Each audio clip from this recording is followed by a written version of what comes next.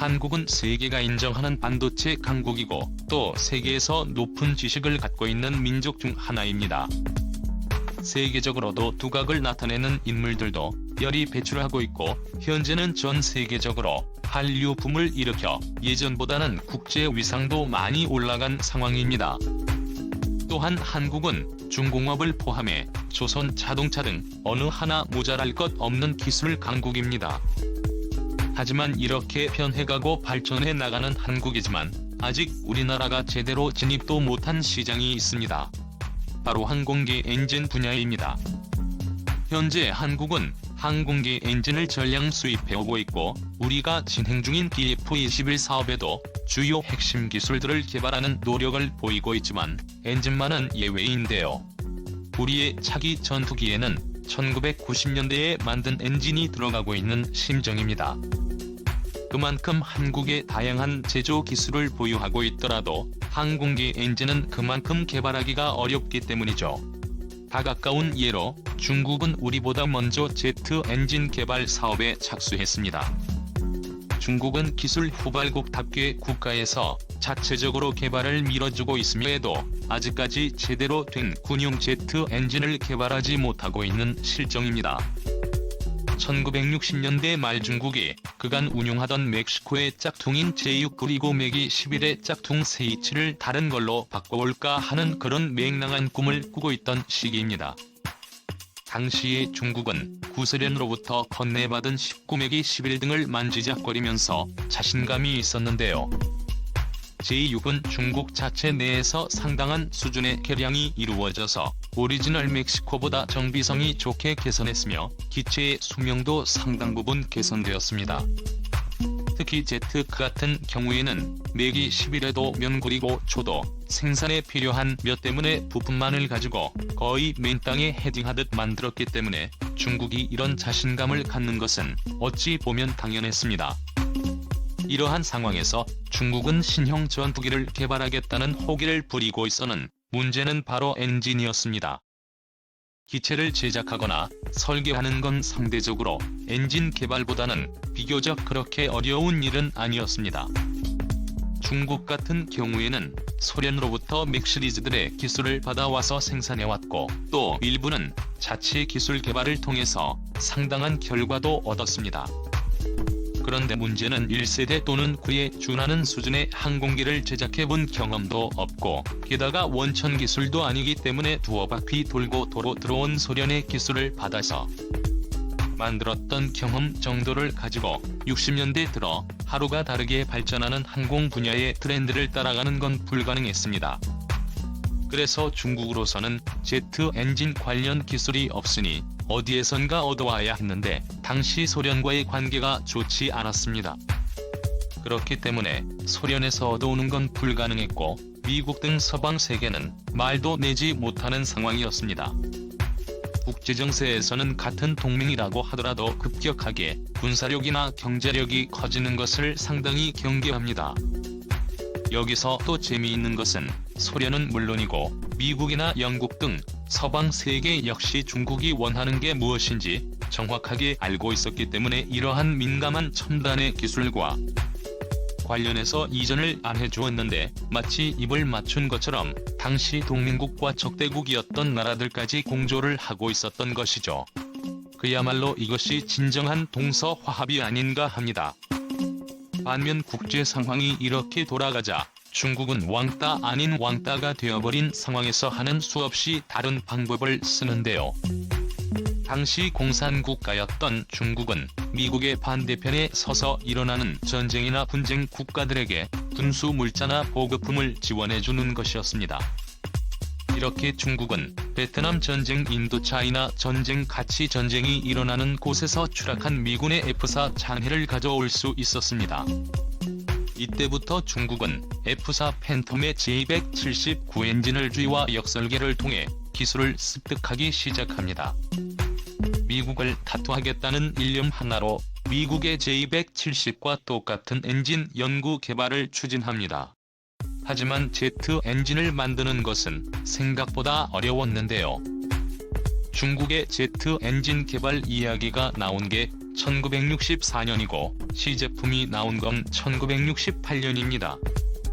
또한 1969년까지 딱 2대의 시제품 엔진이 나왔는데 그 이후 1978년까지 생산된 시제품 엔진이 8개라는 걸 보면 엔진 개발이 얼마나 개발이 어려운지 알 수 있습니다. 중국이 J179 엔진의 짝퉁인 WU의 수용을 완성했다고 주장한 것이 1982년인데 이때 비로소 11시간 연소 시험에 성공했습니다. 하지만 이후 J179 엔진의 짝퉁 WS6의 엔진 개발이 최종적으로 개발 실패하면서 이와 관련된 항공기 사업 또한 부진에 빠지게 됩니다. 하지만 이 일은 기초기술이 부족한 중국이 의지만으로 엔진을 개발한다는 게 말처럼 쉬운 일이 아니라는 것을 알게 된 계기가 되었는데요. 반면 중국도 얻은 것이 있었습니다. WU의 수육을 20년 가까이 개발하면서 얻은 노하우와 기술은 중국 제트 엔진 역사에 있어 금쪽과도 같은 경험이었습니다. 지금 많은 중국 WS10 엔진의 개발사가 바로 미군의 1960년대 J179 엔진을 카피한 W1 수육을 개발했던 선양램이니 중국의 선양LM은 현재 중국 전투기의 핵심 기술을 보유하고 있는데요. 수준은 둘째치고라도 중국 내에서는 독보적인 제트 엔진 기술을 가지고 있다고 봐야 하는 기업입니다. 이후 중국은 엔진의 개발이 그리 쉽게 되는 것이 아니라는 것을 느끼고 영국의 기술을 받아들이기로 결정합니다. 바로 세계적인 항공기에 들어가는 엔진을 잘 만드는 영국의 롤스로이스를 파트너로 정하고 배열비 168개 100의 엔진을 라이선스하는 계약을 체결하게 됩니다. 이렇게 영국의 기술을 얻어 만든 것이 중국의 최초 제트 엔진인 바로 WU의 수고입니다.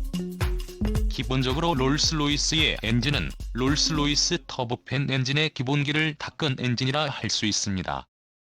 그 전까지 영국이 사용하던 단일 압축식의 엔진이 아니고 본격적인 측류식입니다.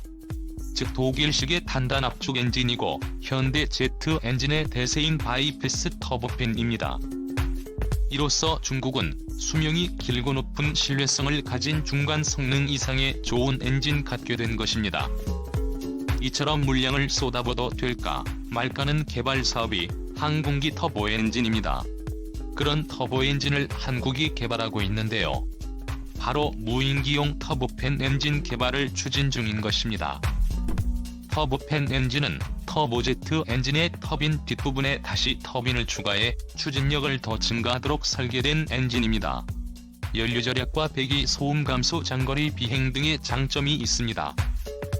좁은 의미로 보자면 제트 엔진은 터보제트 엔진과 같은 말이고 넓은 의미로 보자면 터보제트 엔진은 제트 엔진의 일종입니다. 제트 엔진은 뒤쪽으로 좁고 빠른 공기 흐름을 일으키리다 쪽 제트를 분사하여 그 반작용으로 추진력을 얻는 엔진을 말합니다. 공기를 빨아들이는 엔진만을 초음속 이상의 미사일용으로 사용하고 있습니다. 커램 제트 엔진은 보통 느린 속도에서는 공기가 장받아들여지지 않고 심지어 연소실에서 불이 붙은 고온의 가스가 공기 흡입구 앞쪽으로 역류할 수도 있기 때문에 초음속 비행기나 빠른 속도를 요구하는 미사일에서만 사용 중이고 열제트와 펄스 제트는 제트 엔진 등장 초창기에 잠깐 쓰였으나 현재는 비효율적이어서 쓰고 있지 않고 있습니다. 그래서 좁은 의미로는 터보제트는 제트 엔진으로 보아도 거의 탱리지는 않습니다. 지금 항공기에 많이 쓰이고 있는 엔진이 바로 터보제트 엔진입니다. 터보라는 것은 터빈 기관을 사용한다는 뜻입니다. 터빈은 고속으로 흐르는 공기 혹은 유체에서 동력을 얻는 장치로 쉽게 말하면 고속으로 회전하는 바람개비나 풍차 같은 것입니다. 그래서 제트 엔진이 내뿜는 제트 흐름 속에 이 터빈이 놓여서 돌아가고 그 터빈이 돌아가는 힘으로 엔진 앞쪽에 압축기를 돌립니다. 그러면 엔진은 외부에서 추가로 어떠한 동력을 넣어주지 않아도 압축기가 계속 돌아가는 방식인데 이것이 터보제트 엔진입니다. 터보팬 에너지와 압축기 중에 가장 앞쪽은 마치 프로펠러처럼 크기가 큰데 이 부분을 팬이라 부릅니다. 터보팬을 거친 공기는 일부는 뒤쪽의 다른 압축기를 거쳐 연소실까지 들어가지만 대부분은 그냥 뒤쪽으로 빠져나갑니다. 전체 공기 흐름의 속도는 느리지만 한 번에 많은 양의 공기를 뒤로 분사하는 방식이며 마하 1월 5일 미만의 느린 속도에서 효율이 좋습니다. 현재 고고도 무인 정찰기 글로벌 호크 등에 탑재되는 무인기용 터보팬 엔진은 미사일 기술 통제 체제에 따라 수출입이 엄격히 통제되는 품목으로 국방 전력 강화를 위해서라면 반드시 국내 독자 개발이 필요한 기술입니다. 때문에 엔진 전반의 설계, 제작, 시험, 평가 등의 강점을 지닌 방사청과 엔진에 소요되는 소재 부품 개발에 강점을 지닌 산업부는 그동안의 시연력을 연계하기 위한 협력 방안을 지속적으로 논의해왔는데요. 이번 협약에 따라 방사청과 산업부는 국산 터보팬 엔진 개발에 본격 착수하고 오는 2020년까지 약 8만 80억 원 규모의 집중적인 예산 지원을 한다는 계획입니다. 특히 이번에 착수되는 고성능 터보팬 엔진 개발이 국방뿐만 아니라 국내 소재 부품 장비 산업의 경쟁력 확보 측면에서도 큰 의미가 있을 것으로 예상하고 있습니다. 또 엔진에 소요되는 포부가 초대형 함금 소재 부품의 개발을 통한 국내 업계의 기술 경쟁력을 높이고 국방 분야 적용을 기반으로 향후 국내외 민간 시장 진출을 촉진할 것으로 기대하고 있습니다. 무인기용 터보팬 엔진이 국내에서 개발에 성공하면 속도는 빠르고 소음이 적고 멀리 나는 고성능 무인기의 국산화 체제가 구축된다는 것이고 다른 방산 무기적으로도 활용 방안이 매우 넘기 때문에 반드시 필요한 개발 사업입니다. 하지만 다른 나라의 여러 사례를 보듯이 터보팬 엔진 개발은 어려운 고난의 길일 것입니다. 하지만 한국은 어렵다고 시도조차 하지 않는 것이 아니라 과감한 기술 투자를 진행하고 있습니다. 이런 어렵고 힘든 고난의 길이지만 한국이 반드시 항공기 제트 엔진 개발이라는 과업의 성공을 기원하겠습니다.